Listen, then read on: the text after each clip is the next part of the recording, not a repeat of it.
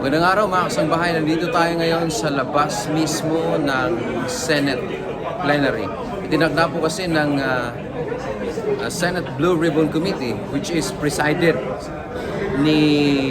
ang chairman nito ay si Senator Pia Cayetano pa. Pero hindi natin alam po ngayon dahil nagkaroon nga ng change ng leadership kahapon na sinasabi na hindi na nila kinikilala yung dating sinasabi allegedly dating majority itong grupo ni na Senator Alan Peter Cayetano. Ang schedule ay today, 10 a.m.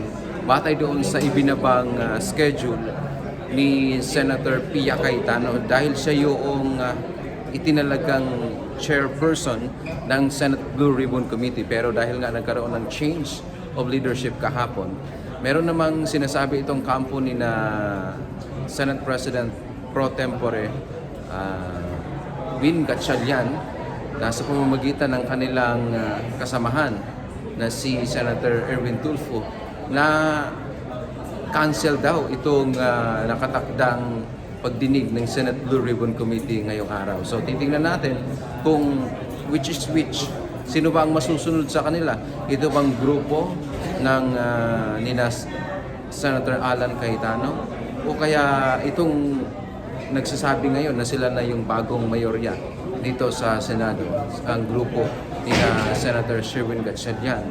So titingnan po natin because there are opposing positions in this issue na would the committee pursue yung kanila pong hearing kasi may mga individuals na ipinatawag ang committee, itong Blue Ribbon Committee na supposed to be chaired by Senator Pia Cayetano. Nasa mahigit 30 resource persons yung kanilang ipinatawag. Yun nga lang, dahil sinasabi kahapon, batay doon sa memorandum naman o kautusan na inisyu itong grupo ni na Senator Sherwin Gatchalian, cancel daw.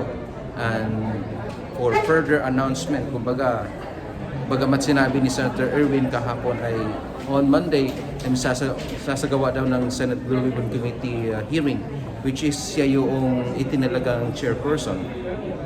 Pero wala pa tayong nakitang mga development kung may mga napadalhan na ba, kung sino ba yung mga gusto nilang papadalhan na mga individual.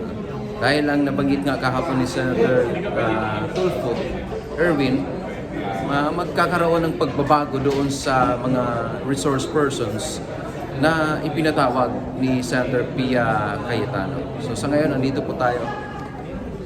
Sarado pa yung plenary. Though kanina ay maaga nagkaroon ng inspection, security inspection, may mga K9 units na pinapasok dyan. So abangan niyo po mga kasambahay kung anong mangyayari.